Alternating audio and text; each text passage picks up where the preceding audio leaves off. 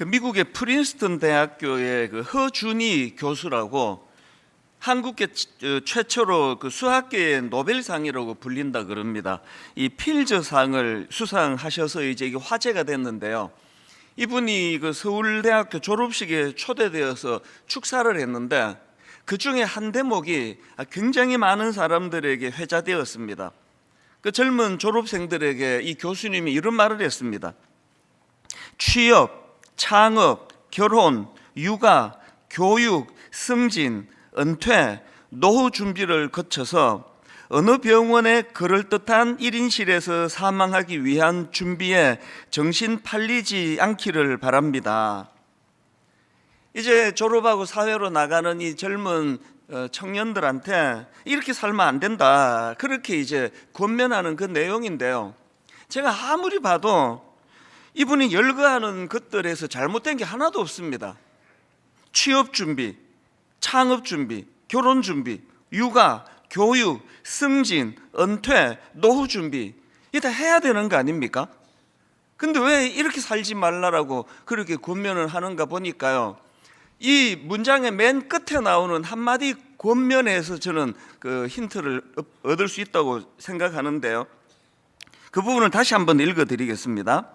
취업, 창업, 결혼, 육아, 교육, 승진, 은퇴, 노후 준비를 거쳐서 어느 병원에 그럴듯한 1인실에서 사망하기 위한 준비에 정신 팔리지 않기를 바랍니다. 지금 이 교수님이 강조하는 것들은 이런 것들을 준비하는 게 잘못됐다는 게 아니라 그런 것들만 준비하는 것, 그런 것들만 추구하는 삶, 이게 잘못됐다는 거거든요. 그 제가 이분의 그 연설문을 읽다가 보니까 예수님도 비슷한 말씀을 하신 적이 있습니다. 예수님께서도 그 노아의 방주에 대해서 언급하시면서 그 시대 사람들의 잘못을 이렇게 지적하십니다. 마태복음 24장 38절부터 보십시오.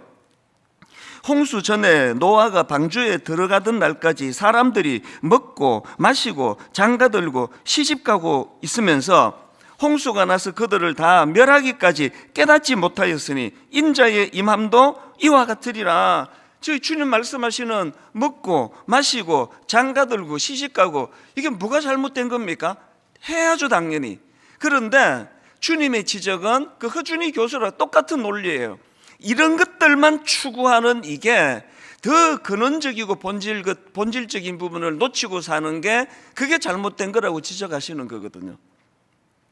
제가 그 1만 수도 파송 운동 파송 예배 드리기 바로 직전에 그 당시 이제 29교회 예비 담임 목사님들한테 여러 가지를 제가 당부했는데요. 그 중에 했던 것 중에 하나가 이거였습니다.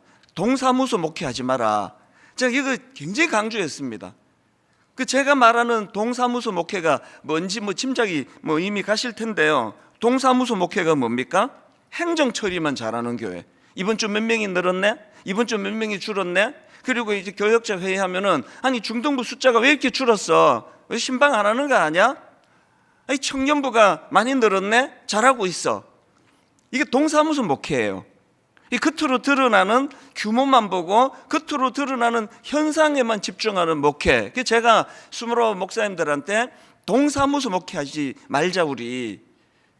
동사무소 목회를 하지 않는다는 건 뭐냐 하니까요, 우리 교회가 지금 얼마나 모이고 있나, 숫자가 늘고 있나, 헌금이 지금 늘고 있나, 이런 것에만 집중하는 게 아니라 우리 교회에는 생명이 살아나고 있나, 이 교회를 통하여 수많은 지친 영혼들이 회복이 일어나고 있나, 우리 목회자들은 본질을 추구하고 그런 목회를 하고 있나, 이런 것들을 점검하는 게, 이게 동사무소 목회만 추구하는 아닌 목회라고 말할 수 있는 거 아니겠습니까?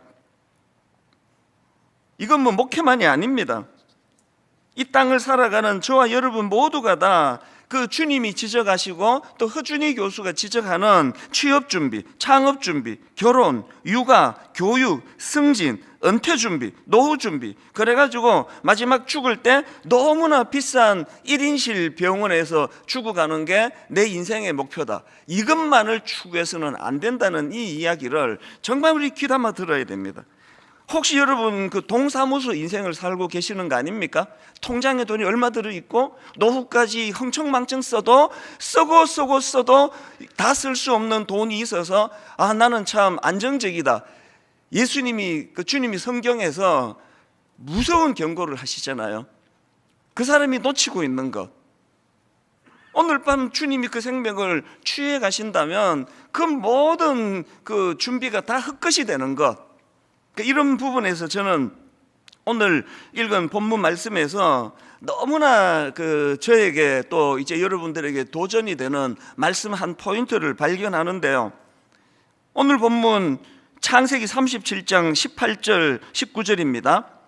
요셉이 그들에게 가까이 오기 전에 그들이 요셉을 멀리서 보고 죽이기를 꾀하여 서로 이르되 꿈꾸는 자가 오는도다. 여러분 지금요 저기 멀리서 동생 요셉이 오는 것을 보고 꿈꾸는 자가 오는도다. 이거는요 비웃는 이야기예요. 조롱하는 이야기예요. 제가 이번에 이 요셉의 삶을 한번 쭉 정리하고 묵상하면서 진짜 제가 추구하는 건 바로 이 부분이었거든요. 요셉의 위대함이 뭡니까? 형제들이 비웃는 그 비웃음을 실제로 살아내버리는 거예요. 비웃으면서 이제 꿈꾸는 자가 오네? 꿈꾸는 놈이 오네? 요셉은 이걸 그 형제들 모두의 입에서 감탄으로 바뀌게 만드는 일을 한 인물 아니겠습니까?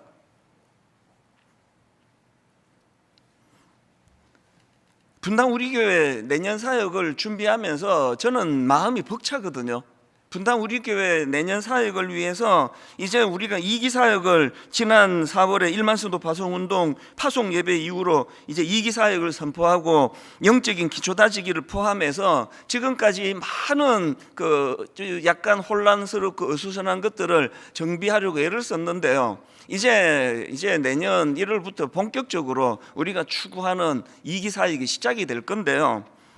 우리가 추구하는 2기 사역의 몸부림은 바로 이런 겁니다. 그저 먹고 마시고 동사무소 인생, 동사무소 목회 얼마나 모이지? 숫자가 그렇게 줄다가 다시 막 채워지네? 예산이 이제 막 걱정 안 해도 되네? 내 인생의 통장에 돈이 이 정도 있으면 이번에 우리 아들이 그냥 좋은 대학 가게 됐으니 이게 다 동사무소 인생, 통계. 이걸 좀 뛰어넘는 주변 사람들이 조롱하는 꿈꾸는 자가 오는도다. 이 조롱을 진짜 하나님의 함께 하심으로 하나님의 은혜로 우리 삶에서 그걸 이루어내버리는 인생, 이런 목표를 좀 가지고 우리가 살아가면 좋겠다. 그래서 찰리 헤지스가 했던 말, 꿈이란 당신이 잠에서 깨어나면 잊어버리는 그 무엇이 아니라 당신을 잠에서 깨우는 그 무엇이다. 우리나라 기성세대에게 문제가 꿈은 애들만 꾸는 줄 알아요.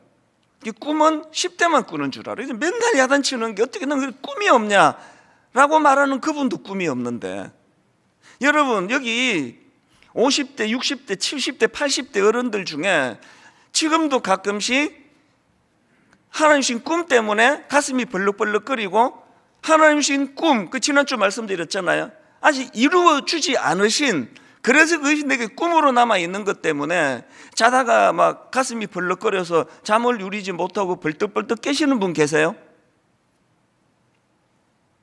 손 들어 보실래요? 이분 오늘 설교를 면제해 드릴게요. 설교 안 들으셔도 돼요. 경지를 넘으신 분이에요. 우리나라만 그런지 세계가 다 그런지 몰라도요, 이게 내가 보기에 우리나라의 비극이에요. 꿈은 애들만 꾸는 거라고 생각해요. 어른들은 꿈이 없고 현실만 있으니까 죽으라고 책 안 읽고 그냥 이 부분은 저도 할 말이 없지만 드라마만 계속 보고, 저도 요새 드라마 많이 봅니다. 이거 우리 교회와 함께 새로 회복하자고요. 동사무소 인생 마지막에 위험합니다.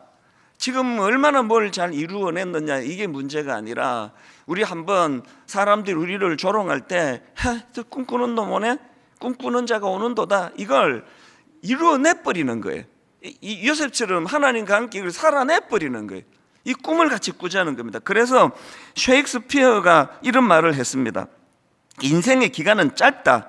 그러나 그 짧은 인생도 천하게 보내기에는 너무 길다. 너무 뜨끔한 이야기 아닙니까? 안 뜨끔해 하시는 것 같아서 다시 읽어드릴게요. 인생의 기간은 짧다. 그러나 그 짧은 인생도 천하게 보내기에는 너무 길다. 이제 내년에 분당 우리 교회 2기 사역, 이게 구호만이 아니고 이름만 아닙니다. 그동안 우리 교회가 추구하지 못했던 많은 부분에서 새로운 변화가 있을 것입니다. 꿈꾸기 원합니다. 그래서 동사무소 교회가 아니기를 바라고, 동사무소 가정이 아니기를 바라고, 동사무소 인생이 아니기를 바랍니다. 우리 애가 뭐 인서울, 서울에 있는 무슨 대학을 들어갔다라는 통계가 그 아이 인생에 행복에 영향을 주지 않은 건 겪은 분은 다 아실 거예요. 같이 꿈꾸자는 겁니다. 이런 의미에서 저는요, 오늘 그 요셉의 인생을 제가 좀 묵상을 하는 가운데, 그 요셉의 인생과 요셉 주변 사람들의 인생을 그 포인트로 해가지고 꿈꾸는 자들이 추구해야 되는 삶의 모습을 제가 몇 가지를 이제 뽑아내 봤는데요. 여러분, 꿈꾸는 자의 삶을 살기 원하세요? 첫째로요, 요셉의 형제들에게 배울 게 있습니다. 요셉의 형제들을 통해서 배우는 것, 얽매여 있는 것에서 벗어나기예요. 얽매여 있는 것에서 벗어나기. 이게 무슨 말씀인가 하면은, 앞에서도 살펴봤지만 요셉의 형들은 요셉을 막 엄청 미워했습니다. 막 죽이고 싶도록. 그래서 실제로 막 죽이려고 시도도 하잖아요. 왜 이렇게 그 배다른 동생을 이렇게까지 싫어했는가 하니까요, 두 가지 이유가 있더라고요. 첫째는 아버지의 편애 때문이에요. 창세기 37장 3절. 요셉은 노년에 얻은 아들이므로 이스라엘이 이제 야곱을 이렇게 표현하는 겁니다. 이스라엘이 여러 아들들보다 그를 더 사랑함으로 그를 위하여 채색 옷을 지었으니 그의 형들이 아버지가 형들보다 그를 더 사랑함을 보고 그를 미워하여 그에게 편안하게 말할 수 없었더라. 여러분, 다시 한번 우리가 이거 뼈에 새겨야 됩니다. 부모의 그 자식 편애가 그 아이들하고 원수를 만들어 버립니다. 어떤 경우도 편애하시면 안 됩니다. 이게 그 배다른 형제들이 요셉을 미워하게 만든 원인이 됐고요. 그런가 하면 또 하나 더 있습니다. 왜 그렇게 그 배다른 동생을 요셉을 미워했나? 요셉이 꾼 꿈 때문이에요. 꿈. 5절. 요셉이 꿈을 꾸고 자기 형들에게 말하며 그들이 그를 어떻게 했습니까? 더욱 미워했더라. 안 그래도 아버지가 얘만 이뻐하는 게 꼴보기 싫은데 이놈의 자식아 말하는 것마다 미운 거예요. 자꾸 꿈 이야기를 하니까. 그래가지고 이제 나중에는 얘를 막 죽이려고 시도하다가 남의 나라에 인신매매 팔아버리잖아요. 이게 뭐 얼마나 그 악한 에너지가 이게 결집이 됩니까? 이게 보통 에너지 아니에요. 저는 이런 그 동생을 향한 그 분노, 미워하는 마음, 이거를 떨치지 못해가지고 점점 악한 에너지가 모아지는 이 배다른 형제들의 모습을 보면서 딱 떠오른 인물이 안토니오 살리에리. 누군지 다 아시죠? 그 당시 그 모차르트하고 갈등을 겪었던, 제가 최근에 이 내용을 다룬 그 피터 셰퍼라는 분이 쓴 희곡집입니다. 아마데우스라는 희곡집을 제가 구입했는데요.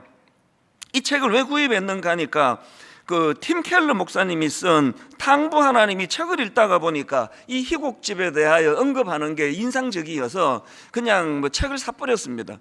이 희곡집을 보면은 이제 같은 시대를 살아갔던 모차르트와 살리에리가 겪는 그 갈등이 이제 굉장히 상세하게 묘사가 되어 있는데요. 막이 열리자마자 살리에리가 이제 임종을 앞둔 이제 나이가 많이 흐른 할아버지가 이제 거기 나와요. 이 살리에리가. 그래서 이제 자기가 40년 전에 겪었던 어떤 사건의 진상을 이제 이거를 이제 틀어야 되겠다로 이 희곡이 시작이 되는데요. 여러분 다 아시지만 사실 모차르트도 뭐 대단한 음악가지만 살리에리도요, 이게 뭐 어마어마한 음악가예요. 그 당시에 뭐 궁중음악가라 그러면 뭐 엄청난 사람이거든요. 그리고 또 굉장히 믿음이 좋았던 사람이에요. 순수한 희곡집에 의하면. 그는 늘 하나님께 자기 꿈을 하나님께 아뢰고 꿈을 이루어 주기를 기도했습니다. 그 내용 한번 들어보십시오. 살리에리의 기도입니다. 주여, 저를 위대한 작곡가가 되게 하소서. 음악으로 주의 영광을 찬미하게 하시고 저도 칭송받게 하소서. 이거 보면은요, 살리엘이도 요셉하고 똑같아요. 꿈꾸는 사람이었습니다. 그리고 하나님이 이걸 이루어 주신다는 걸 믿던, 믿음이 있던 사람이에요. 그 다음 들어보세요. 그의 기도가 이렇습니다. 주여, 저를 위대한 작곡가가 되게 하소서. 음악으로 주의 영광을 찬미하게 하시고 저도 칭송받게 하소서. 그리하면 그 대가로 저는 주님께 제 순결과 근면함과 가장 깊은 겸손과 삶 전체를 드리겠나이다. 훌륭한 신앙인 아닙니까? 그리고 꿈꾸는 사람 아닙니까? 그리고 성공한 인물 아닙니까? 아무나 궁중음악가가 됩니까? 그랬던 살리엘인데 무슨 문제가 생긴 겁니까? 그 배다른 형제들하고 지금 요셉의 형제들하고 똑같은 상황이에요. 모차르트가 나타난 겁니다. 자기보다 더 사랑을 받는 사람이 나타난 거예요. 그래서 그 내용에 보면은 살리에리가 이런 고백을 합니다. 모차르트가 나타나고부터 나 자신이 싫어졌다. 이 한마디 독백만큼 우리 인생의 본능을 잘 표현하는 설명이 없다고 생각을 합니다. 모차르트가 나타나고부터 나 자신이 싫어졌다. 이게 지금 딱 요셉의 배다른 형제들의 고백일 거예요. 그리고는 이제 그 모차르트를 향한 질투와 시기심, 열등감 이런 것들이 자기를 이제 불행으로 몰고 가는데요. 살리에리가 어떻게 변질이 되는가 하니까 그가 이런 말을 합니다. 이제 분노가, 이게 에너지라 그랬잖아요. 분노가 막 점점 이게 축적이 되니까 하나님에 대하여 이런 말을 합니다. 이제부터 당신과 나는 서로 적입니다. 인간관계가 풀리지 않으면 이게 영적으로 병을 갖추다 주거든요. 이제부터 당신과 나는 서로 적입니다. 그렇게 하고는 이제 모차르트를 향한 증오와 원한을 가지고 그를 이제 죽이려고 하는 그런 이제 희곡집, 이게 뭐 역사적으로 사실인지 아닌지는 모르지만 이제 희곡집에는 그렇게 나와 있습니다. 저는 오늘 이 본문에 나오는 그 요셉에 대하여 너무나 질투심에 화신이 돼가지고 그를 죽이려고 했던 그 배다른 형제들이나 또 모차르트에 대하여 열등감에 빠져가지고 이제 자기 인생을 파멸로 이끌던 살리에리를 보면서 성경 구절 하나가 딱 떠올랐습니다. 그게 히브리서 12장 1절입니다. 이러므로 우리에게 구름같이 둘러싼 허다한 증인들이 있으니 모든 무거운 것과 얽매이기 쉬운 죄를 벗어버리고 인내로서 우리 앞에 당한 경주를 하면, 여기 나오는 그 얽매이기 쉬운 죄, 이걸 영어 성경으로 뒤져보니까 entangle이라는 이 단어를 쓰더라고요. 이 단어는요, 얽어매다, 걸어서 꼼짝 못하게 하다, 이런 뜻을 가진 단어인데, 제가 이 영어 사전을 찾아보니까 예문을 이렇게 들더라고요. 그 새는 철망에 걸려 꼼짝을 못하고 있었다. 이게 entangle이에요. 그 어떤 단어인지 아시겠죠? 지금 이 본문에 나오는 얽매이기 쉬운 죄, 이걸 직역하면은 내 주변에 위치한 죄예요. 내 주변에 위치한 죄. 그래서 내 주변에 상존하고 있는데, 아까 그 entangle이라는 단어를 썼다 그랬는데 그 앞에 easily라는 단어가 있어요. 그러니까 쉽게 얽매이게 만드는 죄예요. 쉽게. 이걸 경계해야 된다는 거예요. 그래서 제가 이 연관된 구절을, 성경을 쭉 묵상하다가 보니까 바로 골로새서 3장 7절 8절 이걸 설명하더라고요. 너희도 전에 그 가운데 살 때에는 그 가운데 생하였으나 이제는 너희가 이 모든 것을, 여기도 벗어버리라 나오잖아요. 너희가 이 모든 것을 벗어버리라. 곧 분함과 노여움과 악의와 비방과 너희 입에 부끄러운 말이라. 뭘 강조하는지 아시겠죠? 여러분, 우리 한번 새로운 동사무소 인생이 아니라, 동사무소 교회가 아니라 한번 꿈을 가지고 새로 한번 시작해 보자고요. 새로 한번 달려가 보자고요. 그러려면 첫 번째 관문이 얽매이기 쉬운 죄를 벗어버리는 거예요. 얽매이기 쉬운 죄가 뭐라고 성경이 말합니까? 분함, 노여움, 악의, 비방, 너희 입에 부끄러운 말이라.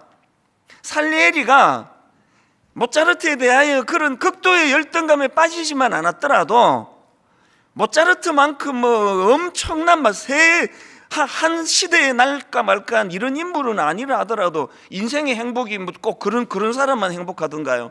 아마 그냥 뭐 옥하는 목사님을 이제 신학교 들어갔더니 100년에 한 번 날까 말까한 분이라 그러더라고요. 내가 엄청 좌절했습니다. 벌써 나버렸네. 100년에 한 번 나버렸잖아요. 그럼 전 뭡니까? 제가 불행합니까 지금? 안 불행해요. 100년에 한 번 날까 말까한 그분만 행복한 게 아니에요. 그 신학교 가면서 포기했거든요. 그 한 명은 이제 내가 아니다.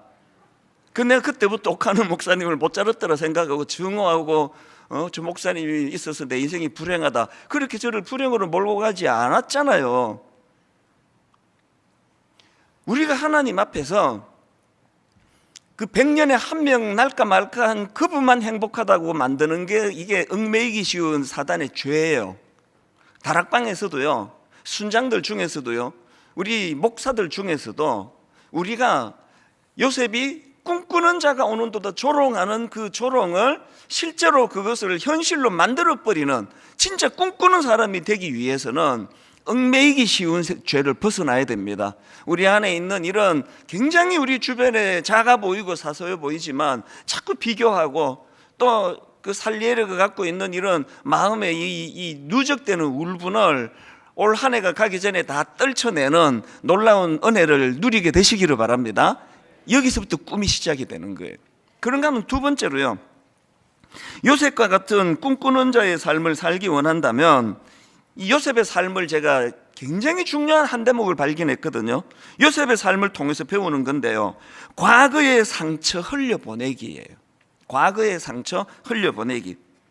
저는 이제 창세기 41장에서 이제 그가 총리 대신에 자리에 오르고 두 아들을 이제 낳고 이름을 정하는 이 대목이 굉장히 저에게 마음에 깊이 남아 있습니다.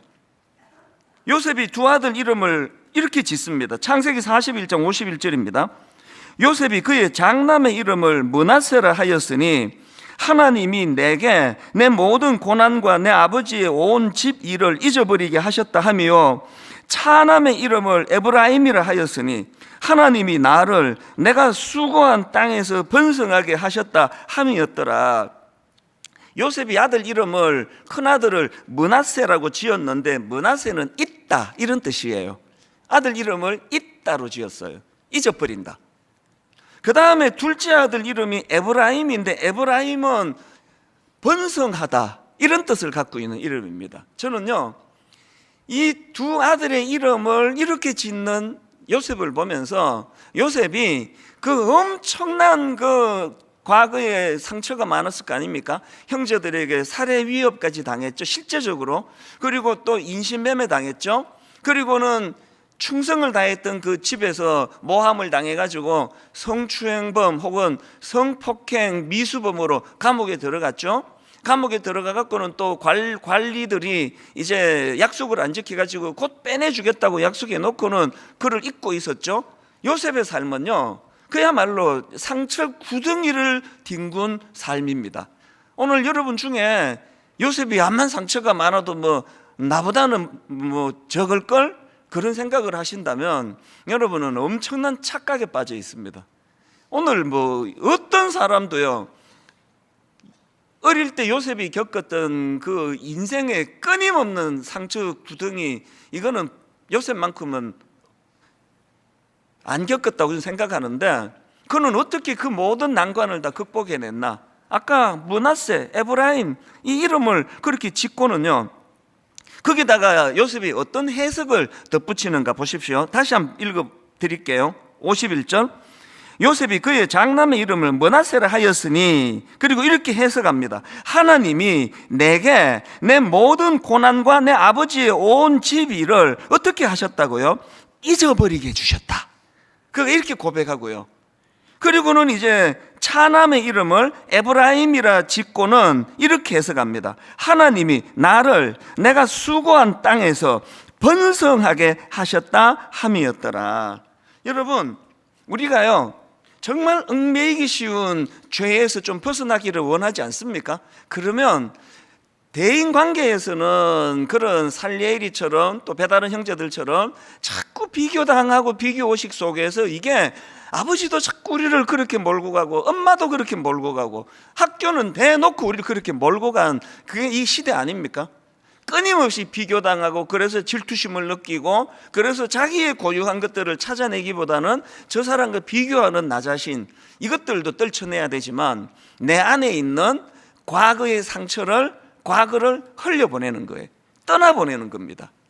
이 얽어매이는 것에 매여 있어서 이거를 안 보내고 자기가 움켜쥐고 있는 건 우리 자신이에요. 이거를 떠나보내야 됩니다. 요수아 4장에 보면은 그 길갈이라는 그 지명이 나오는데요. 이제 이스라엘 백성들이 홍해를 건너 광야에 이제 생활을 다 마치고 요단강을 건너서 목적지 가나안에 도착하는데요.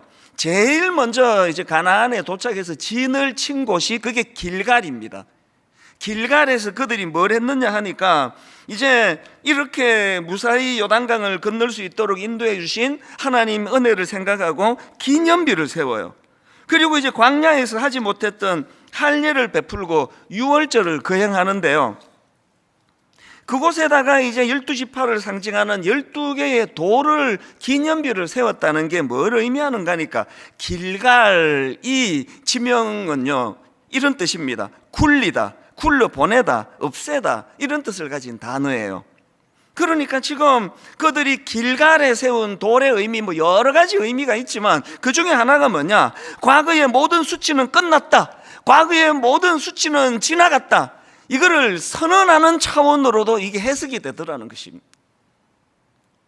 그들이 길갈에다가 12돌을 세운 것은 정말 지금까지 지내온 거 하나님의 크신 은혜다, 하나님의 은혜로 우리가 여기까지 올 수 있게 됐다, 그리고 그 은혜에 대한 감사와 감격이 내포하고 있는 건 길갈이에요. 과거의 모든 수치는 끝났다, 과거의 모든 수치는 물러갔다, 이제 새로운 시대가 도래하고 있다.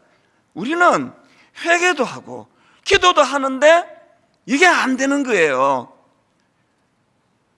에베네셀 여러분 잘 외치시잖아요. 여기까지 하나님이 도우셨다. 근데 왜 과거의 수치는 계속 갖고 다니시느냐고요. 왜 과거의 수치는 여전히 껴안고 가시느냐고요. 아까우셔서요. 한 번씩 꺼내놓고 생각해야 뭐 이 생각이 워낙 내가 우여곡절의 인생을 살았기 때문에 뭐 지루하지 않을 것 같아서 그렇습니까? 꿈꾸기를 원하십니까? 동사무소 인생이 아니라 정말 사람들이 비웃으면서 저 꿈꾸는 자가 오네, 이걸 우리가 구현해내는 인생이 되기 위해서는 과거와의 단절, 과거를 굴려 보내버리는 겁니다. 과거에 대하여 요셉이 가지고 있던 상처가 두 아들의 이름을 통해서 다 사라졌던 것처럼 여러분 우리 모두가 다 과거의 상처를 올 연말까지 다 흘려보내는 역사가 일어나기 바랍니다. 과거를 다 흘려보내야 새로 시작하는 거예요. 부부 얼마나 이런저런 아픔이 많고 유곡질이 많고 내게 가장 사랑하는 대상도 부부지만 내게 가장 상처를 많이 주는 대상도 부부예요. 이를 악물고 과거의 모든 것들을 다 흘려보내는 거예요. 그리고 또 새로 시작하는 거예요. 또 자빠지고 넘어질 겁니다만 그럼에도 불구하고 처음 자빠진 사람처럼 벌떡 일어나는 겁니다. 과거를 흘려보내기. 마지막 세 번째로요, 우리가 요셉과 같은 꿈꾸는 자의 삶을 살기 원한다면 이번에는 아버지 야곱의 모습에서 우리가 배워야 될 게 있습니다. 이 요셉의 아버지 야곱의 모습에서 저는 너무나 가슴을 벅차게 한 한 가지를 배웁니다. 그게 뭐냐, 우는 소리를 들으시는 하나님을 기억하기예요. 저는 이번에 이 요셉의 일생에 대하여 쭉 이제 살펴보다가 새삼스럽게 마음에 머물던 구절이 하나 있었는데 그게 창세기 37장 35절입니다. 야곱 그 자식을 잃어버린 이제 그 요셉이 죽었다는 소식을 들은 아버지의 슬픔을 한번 느껴보십시오. 그의 모든 자녀가 위로하되 그가 그 위로를 받지 아니하여 이르되 내가 슬퍼하며 스올로 내려가 아들에게로 가리라 하고 그의 아버지가 그를 위하여 울었더라. 지금 그 자녀들의 위로를 거절해요. 그 위로하지 마라. 나는 그 메시지 성경으로 보니까 야곱이 이렇게 말합니다. 자녀들이 위로하려고 했으나 그는 그들의 위로를 마다했다, 거절했다. 그리고 이렇게 말합니다. 나는 내 아들의 죽음을 슬퍼하면서 무덤까지 가련다. 위로하지 마라. 나는 이 슬픔을 가지고 죽을 때까지, 무덤까지나 이 슬픔을 가지고 가련다. 여러분, 이 자식을 잃은 아버지의 눈물을 이것보다도 잘 설명한 데가 없다고 생각을 해요. 이렇게 위로가 통하지 않는 고통의 눈물을 흘렸던 인물이 아버지 야곱인데요, 제가 이번에 새로 깨달은 게 뭐냐, 요셉이 본인이 잘해서 참 조롱을 그렇게 멋진 성공으로 바꿀 수 있었지만 그 과정에서 아버지의 눈물이라는 대가지불이 있었다는 거예요. 아버지의 눈물이라는 이 대가지불. 이제 성탄절을 앞두고 있잖아요. 매년 이제 성탄절을 앞두고 대림절 묵상집이라고요, 이 땅에 오신 예수 그리스도를 이제 묵상하는 그런 묵상집이 있습니다. 올해는 땅 끝에서 부르는 노래, 이런 제목의 이제 대림절 묵상집이 나왔는데요, 바로 지난 목요일이에요. 3일 뒤에 소제목이, 묵상하는 소제목이 우는 소리를 들으신 하나님이래요. 이게 어떤 내용인가 하니까요, 창세기 21장에 드디어 이제 아브라함의 아내 사라가 이제 아들을 낳잖아요. 이삭을 낳고, 그리고는 이제 대리모, 배달은 종을 통해서, 하가를 통해서 낳은 이스마엘이 이 이삭을 이제 놀리는 것을 보고 쫓아내버려요, 이 모자를. 그래서 이제 여종 하갈이 낳은 아들 이스마엘이 집에서 쫓겨나가지고 정처 없이 빈 들을 헤매고 있는데요, 그 과정에서 이제 준비해간 식량도 떨어지고 너무나 절망적인 상황에 놓이니까 이 어머니가 못 견뎌서 통곡을 합니다. 엄마가 막 소리내서 우니까 이제 그 어린 아들도 이제 그거 보고 같이 우는 거죠. 배경이 그런 장면입니다. 그리고는 이제 그 묵상집에 창세기 21장 16절을 세 번역으로 올렸더라고요. 아이가 죽어가는 꼴을 차마 볼 수가 없구나 하면서 화살 한바탕 거리만큼 떨어져서 주저앉았다. 그 여인은 아이 쪽을 바라보고 앉아서 소리를 내어 울었다. 어떤 상황인지 아시겠죠? 이제 자기가 광야에서 빈들에서 고통당하는 건 안중에도 없어요. 모든 이 시대, 이 시대뿐만 아니라 모든 우리 어머니들의 관심은 자식이잖아요. 그래서 저기 떨어져 있는 그 어린 아들을 보면서 그렇게 통곡을 하고 있는데요, 그 상황에서 바로 그 다음 17절입니다. 하나님이 그 아이가 우는 소리를 들으셨다. 하늘에서 하나님의 천사가 하갈을 부르며 말하였다. 하갈아, 어찌된 일이냐? 무수하지 말아라. 아이가 저기에 누워서 우는 저 소리를 하나님이 들으셨다. 그 묵상집 내용을 제가 조금만 읽어드릴게요. 하나님은 기도만 들으시는 것이 아닙니다. 우는 소리를 들으시고 흘리는 눈물을 헤아리십니다. 고난 가운데 드리는 기도는 말보다도 눈물일 때가 있습니다. 성탄을 맞으며 우리가 다시 노래할 수 있는 것은 하나님께서 우리의 아픔과 눈물에 음을 맞추어 주시기 때문입니다. 제가 지난주 내내 이 부분을 묵상하면서 울컥울컥하고 또 갑자기 또 눈물이 나고 갑자기 슬퍼지고 그런 시간을 오늘 새벽까지 보내고 있습니다. 왜냐하니까요, 두 가지 이유 때문이에요. 유난히 요 근래에 아픈 소식이 많이 전해드렸습니다. 자녀 문제로 오래 고심하고 기도하는 부모님이 있는데요, 최근에 이 끊어지지 않는 이 아들의 어떤 문제, 제가 공개할 수는 없지만 이 아들의 문제로 그렇게 또 일이 터진 거예요. 그래서 그 아버지가 굉장히 훌륭한 분이에요. 그렇게 저를 찾아오셔가지고 정말 눈물을 하염없이 흘리면서 그 부부가 이 아들의 문제를 가지고 흘리던 그 눈물이 잊혀지지 않고요. 그런가 하면은 또 우리 성도님 중에 자녀를 너무 잘 키우셨어요. 굉장히 여러 가지 잘 갖춘 귀한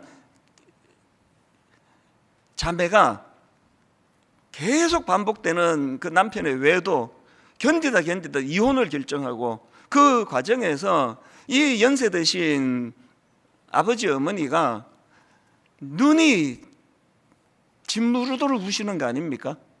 너무나 고통을 당하는 그 눈물을 제가 알고 있거든요. 그런가 하면은 또 어떤 청년이 지난주에요, 지난주에 이런 기도 부탁을 제게 했습니다. 월요일 날 아버지가 갑자기 간암 진단을 받으셨는데, 약국을 하는 아버지 갑자기 간암 진단이 굉장히 위중한데 약사를 구할 수 없어서, 그래서 목사님 안 그래도 기도 부탁 많이 할 텐데 저라도 안 해야지 그랬더니 그 엄마가 목사님이 기도에 능력이 있어, 무조건 목사님한테 부탁해.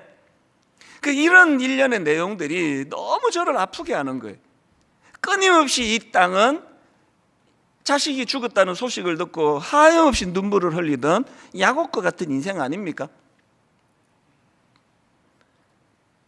그런가 하면은 제가 지난주 내내 가슴이 먹먹한 시간을 보낸 이유가 또 한 가지 있는데요. 제가 지난주 이런 말씀 드렸던 거 기억하십니까? 29교회 모두가 다 이제 자립했다. 그건요, 숫자와 재정적인 이야기예요. 여전히 지금 그 29교회가 얼마나 많은 이제 그 대가 지불을 치르고 눈물을 흘리며 교회를 세워가는 과정에서 원하지 않는 상처를 받기도 하고 또 원하지 않는 일들을 만나기도 하고 난감한 일을 당하고 목사님과 성도님들이 지금 이 아픔을 겪고 있는 소식을 계속 제가 지금 듣고 있는 상황이거든요.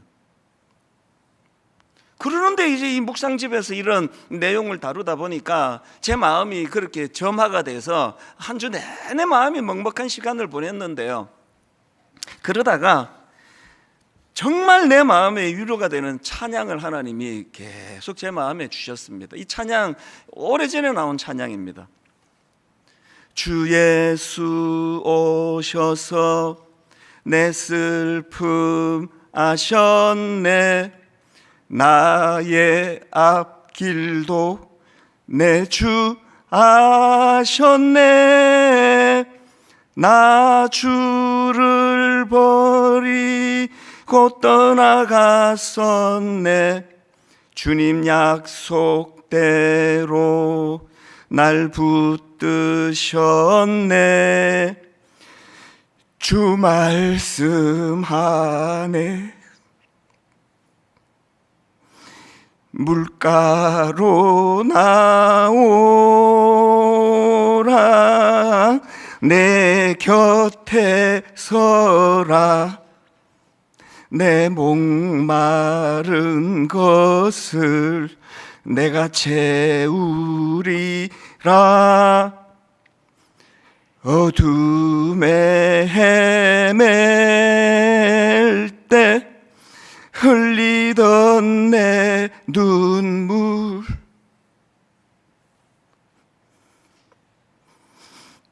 그 눈물을 위해 내가 죽었노라.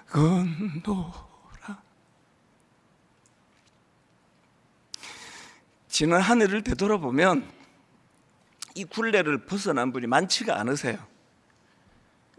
이 맨 마지막에 나오는 이 한마디, 어둠에 헤맬 때 흘리던 내 눈물, 그 눈물을 위해 내가 죽었노라. 여러분, 아버지 야곱에 나 위로하지 마라, 나 죽을 때까지 이 아픔을 가지고 나 이 슬픔을 가지고 나 가기를 원한다. 이 아버지의 눈물의 대가지불이 그 아들 요셉을 기어이 꿈꾸는 아들로 만들 수 있었다고 한다면 29교회 많은 진통이 당연히 따르죠.